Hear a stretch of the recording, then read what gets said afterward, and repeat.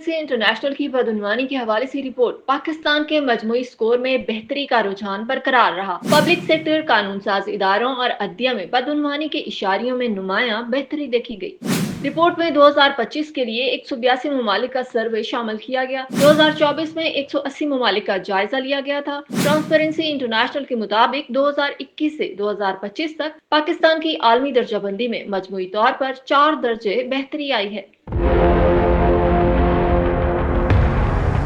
Report کے مطابق 3 میں سے 2 شہریوں کو سرکاری اداروں میں کبھی بدعنوانی یا بے ضابطگی کا سامنا نہیں کرنا پڑا، جبکہ ایف پی سی سی آئی کے تعاون سے آئی P S C O S کی حالیہ رپورٹ میں بھی 67% پاکستانیوں نے بدعنوانی اور 76% نے اقربا پروری کا سامنا نہ کرنے کی تصدیق کی ہے۔ رپورٹ میں مزید بتایا گیا کہ گزشتہ سال پاکستان کے 135 سرکاری اداروں نے 600 سے زائد کامیاب اصلاحات نافذ کی۔